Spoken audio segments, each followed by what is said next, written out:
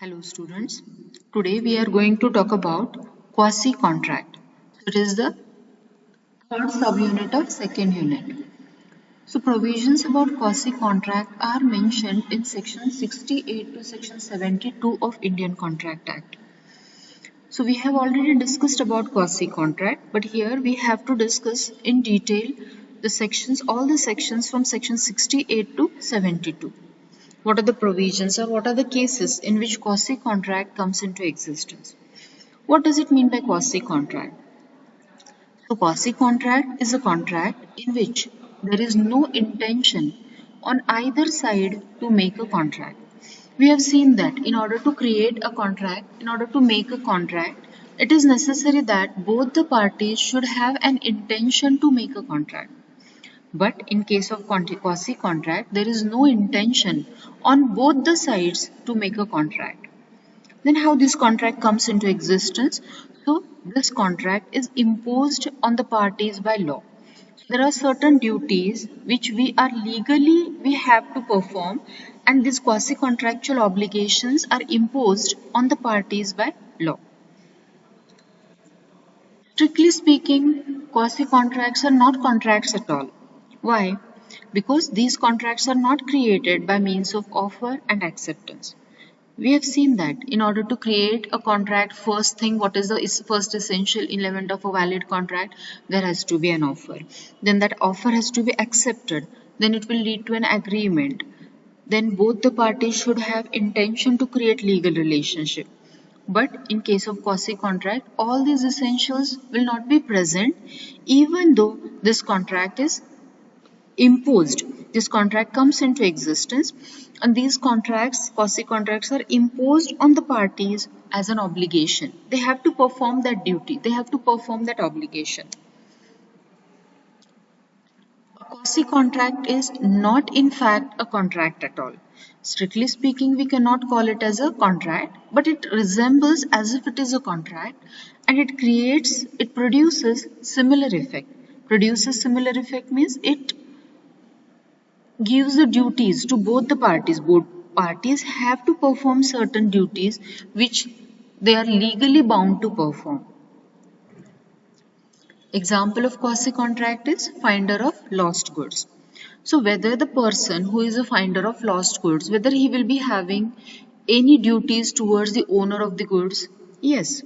So whenever any person finds out the articles or the goods belonging to someone else, and the finder knows who is the owner of that article, whether he will be having any duty, legal duty towards the owner? Yes.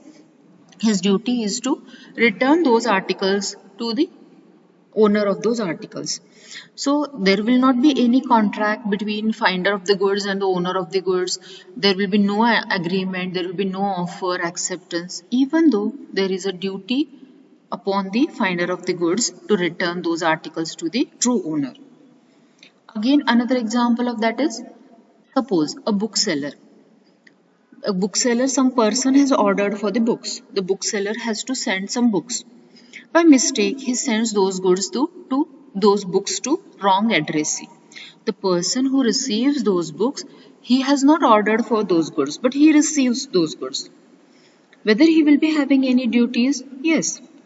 So such a person is under obligation either to retain the goods. He can keep those goods with him, but how?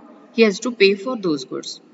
Or he has to return those goods to the bookseller, tell that I have not ordered those goods and I am returning those books to you. If he wants to keep those books, he has to pay for them. So the bookseller who sends the goods to a wrong addressee, that wrong addressee has certain duties towards the bookseller. This is quasi-contract. A quasi-contract is based upon the principle. So there is one principle on which this quasi-contract is based. What is that? A person shall not be allowed to enrich himself at the expense of another. So someone's loss should not be someone's gain, or the person should not become rich at the expense of the another. So this is the basic principle on which the quasi-contract is based. That is, no man should grow rich, should become rich out of another's loss. One person's loss should not be the another's gain or another's income. Indian Contract Act recognizes such type of contracts under section 62 to 72, 68 to 72. What are those? One by one we will discuss those points. First point, cases where quasi-contractual obligations arise. Claims for necessaries supplied to an incompetent person. We have already discussed this point in case of incompetent persons, minor, person of unsound mind, etc. Second point, payment by an interested person. Section 69. Obligation of a person enjoying benefit of non-gratuitous act. Section 70. Responsibility of finder of goods. Section 71. Money paid by mistake or under coercion. Section 72. So these are the 5 points which we have to discuss under quasi-contract. In next class, we will discuss these points one by one, these points in detail. Thank you.